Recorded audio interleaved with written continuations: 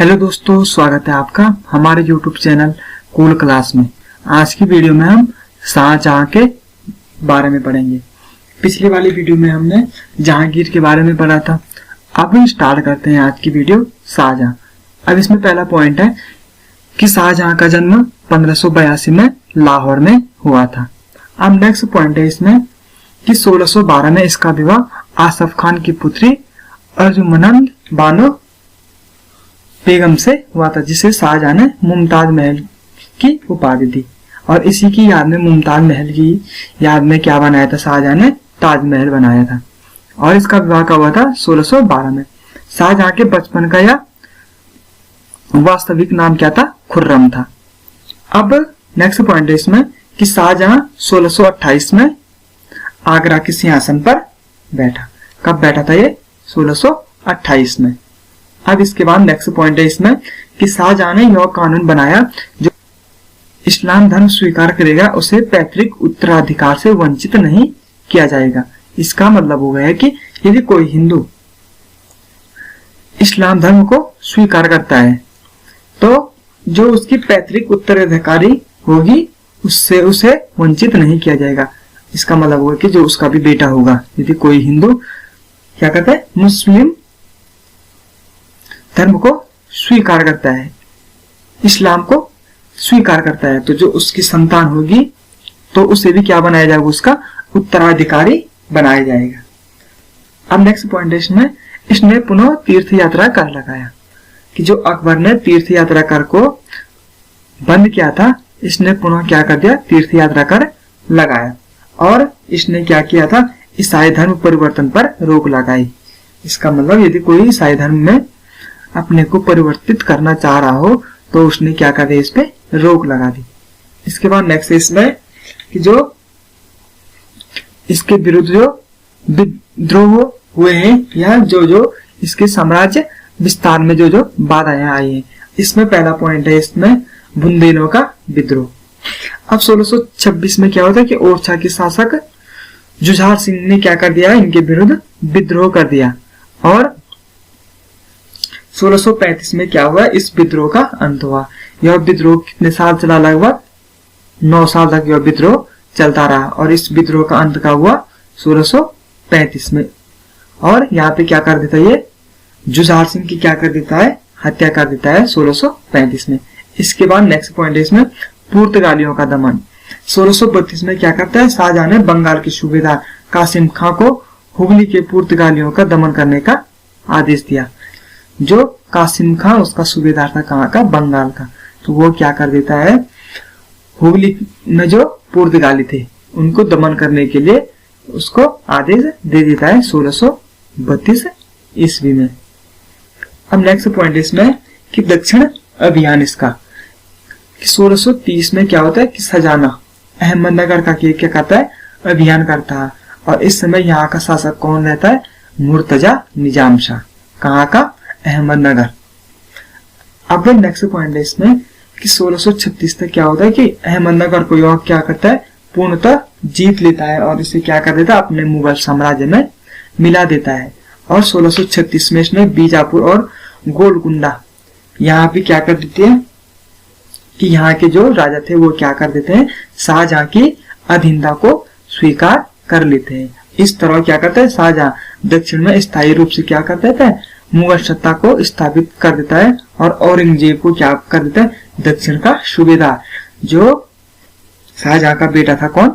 औरंगजेब, इसे क्या कर देता है? ये दक्षिण का सूबेदार नियुक्त कर देता है। अब नेक्स्ट इसमें कंधार, जहां पे जहांगीर कंधार को हार जाता है, उसके बाद क्या हो जाता है? इसमें 1638 में यहाँ के प्रशासक अलीमर्दन खान को शाहजहां ने अपने पक्ष में किया। और यहाँ से क्या कर दिया?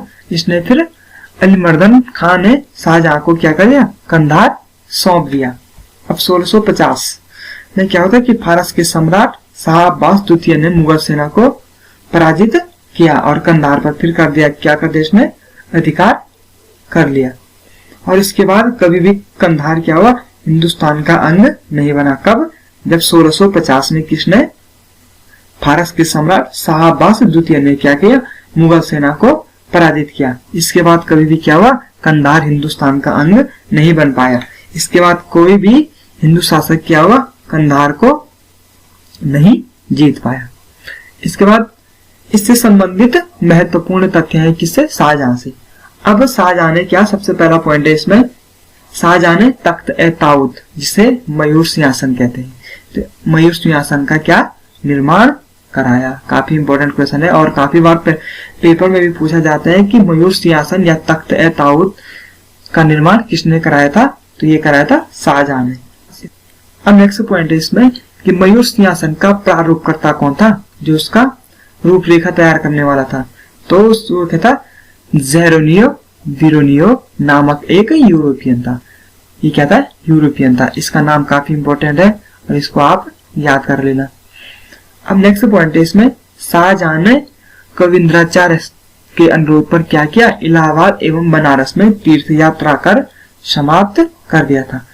जो इसने तीर्थ यात्रा कर लगाया था, ये क्या कर देता है, कविंद्राचार्य के अनुरोध पर इलाहाबाद और बनारस में क्या कर देता है, तीर्थ यात्रा कर को समाप्त कर देता है। नेक्स्ट पॉइंट है इसमें, शाहजहां ने दारा शिकोह, ये दारा शिकोह क्या है, इसका पुत्र है। जो शाहजहां के संतान थी, वो कुल संतान कितनी थी, 14 थी, लेकिन उसमें से क्या हो जाता है, 6 की मृत्यु हो जाती है और उसके बाद क्या हो जाते हैं, सिर्फ 8 ही इसके संतान जीवित थे, जिनमें से दारा शिकोह भी क्या है, उसका एक पुत्र है। शाहजहां ने दारा शिकोह को शाह बुलंद इकबाल की सर्वोच्च उपाधि दी थी। तो ये काफी इंपॉर्टेंट क्वेश्चन है, शाह बुलंद इकबाल की सर्वोच्च उपाधि किसे दी गई, ये दी गई थी दारा शिकोह को। अब नेक्स्ट इसमें, दारा शिकोह क्या है, सूफी संत मुल्ला शाह बदकशी का शिष्य था। जो दारा शिकोह था, ये क्या था, सूफी संत मुल्ला शाह बदकशी का शिष्य था। अब नेक्स्ट इसमें, जो दारा शिकोह था, इसने क्या किया था, भगवत गीता, योग वशिष्ठ तथा 52 उपनिषदों का संस्कृत से फारसी में अनुवाद किया था और उपनिषदों के अनुवाद को इसने क्या दिया था, नाम सिरे-ए-अकबर का नाम दिया था। दारा ने शफियत उल औलिया तथा मज्म उल बहरैन नामक फारसी ग्रंथ की रचना की। ये दो ग्रंथ के नाम है क्या, मज्म उल बहरैन और सफीनत उल औलिया। इनकी रचना किसने की थी, दारा से। अब नेक्स्ट पॉइंट है इसमें कि शाहजहां मुमताज महल की याद में क्या बनाता है, ताजमहल बनाता है। काफी इंपॉर्टेंट क्वेश्चन है। इसके बाद नेक्स्ट इसमें कि जो ताजमहल की रूपरेखा थी वो किसने बनाई थी, ये रूपरेखा बनाई थी उस्ताद ईसा ने। ये काफी इंपॉर्टेंट है क्वेश्चन और काफी बार पेपर में आ चुका है कि ताजमहल की रूपरेखा किसने बनाई थी, तो ये ताजमहल की रूपरेखा बनाई थी उस्ताद ईसा ने। अब नेक्स्ट पॉइंट है इसमें कि ताजमहल का निर्माण करने वाले मुख्य स्थापत्य कलाकार का नाम क्या था, उस्ताद अहमद लाहौरी। आप लोग इसे लाहौरी के नाम से भी याद रख सकते हैं कि जो ताजमहल का जो निर्माण था वो किसने कराया था, उस्ताद अहमद लाहौरी। और जो इसकी रूपरेखा तैयार की थी, ये की थी उस्ताद ईसा। इन दोनों में आपको कंफ्यूज नहीं होना है। एक ने क्या किया था, उसका सिर्फ बाहरी ढांचा तैयार किया था, रूपरेखा तैयार की थी, वो की थी उस्ताद ईसा ने। और जो निर्माण किया था वो किसने किया था, उस्ताद अहमद लाहौरी ने। अब उत्तराधिकार के लिए जो युद्ध थे, अब 1657 में क्या होता है कि शाहजहां बीमार पड़ जाता है और दक्षिण भारत में क्या होता है कि इसकी मृत्यु की अफवाह फैला दी जाती है कि क्या होता है कि शाहजहां मर गया है। और इसके परिणाम स्वरूप क्या होता है कि मुराद एवं शाह शुजा ने क्या कर दिया, अपने आप को सम्राट घोषित कर दिया है। शाह शुजा और मुराद क्या थे, ये शाहजहां के पुत्र। अब नेक्स्ट पॉइंट है इसमें बहादुरपुर का युद्ध। और ये बहादुरपुर का युद्ध कब हुआ था, 14 फरवरी 1658 में। यह युद्ध किस किस के बीच हुआ था, यह युद्ध हुआ था शाह शुजा और शाही सेना के बीच में। जो शाहजहां का पुत्र था शाह शुजा और जो ये शाही सेना थी मुगल, उसके बीच में, जिसमें क्या होता है कि शाह शुजा क्या हो जाता है, पराजित हो जाता है। इसके बाद नेक्स्ट पॉइंट है इसमें धर्मत का युद्ध। धर्मत का युद्ध होता है 15 अप्रैल 1658 में। यह युद्ध औरंगजेब और मुराद की संयुक्त सेना, जो इसका बेटा था मुराद, उसकी संयुक्त सेना और जो शाही सेना होती है उसके बीच लड़ा गया है। इसमें शाही सेना पराजित होकर क्या होती है, वापस आगरा आ जाती है। इसके बाद नेक्स्ट पॉइंट है इसमें सामूगढ़ का युद्ध। अब सामूगढ़ का युद्ध काफी इंपॉर्टेंट है और ये युद्ध हुआ था 29 मई 1658 में। यह युद्ध क्या, औरंगजेब की संयुक्त सेना तथा दारा सिकोह के नेतृत्व वाली शाही सेना, ये शाही सेना क्या थी, मुगल सेना थी, ये इन दोनों के बीच हुआ था। इसमें दारा सिकोह क्या हो जाता है, पराजित होकर क्या होता है, दिल्ली भाग जाता है। यह युद्ध निर्णायक साबित होता है और इसके बाद औरंगजेब आगरा पहुंच जाता है और यहाँ पे क्या कर देता है, शाहजहां को बंदी बना देता है। कब बनाता है, 1658 में। अब नेक्स्ट पॉइंट है इसमें खुजवा का युद्ध। खुजवा का युद्ध क्या कब हुआ था, खुजवा का युद्ध 5 जनवरी 1659 को हुआ था। यह युद्ध क्या होता है, शाह शुजा और औरंगजेब के बीच लड़ा गया था। इसमें शाह शुजा क्या हो जाता है, पराजित हो जाता है और आराकान के जंगलों में भाग जाता है, जहां इसकी क्या हो जाती है, मृत्यु हो जाती है। उसके बाद नेक्स्ट इसमें देवराय का युद्ध। देवराय का युद्ध भी कब हुआ था, 13 मार्च 1659 में। यह युद्ध किस किसके बीच हुआ था, दारा सिकोह और औरंगजेब के बीच हुआ था। इस युद्ध में क्या हो जाता है, दारा सिकोह पराजित हो जाता है और भागकर कहां पहुंच जाता है, दादरा पहुंच जाता है और यहाँ के जमींदार मलिक जीवन के यहाँ शरण ले लेता है। लेकिन मलिक जीवन क्या कर देता है, इसे वापस किसके पास भेजता है, औरंगजेब के पास भेज देता है और औरंगजेब इसे क्या कर देता है, मृत्युदंड दे देता है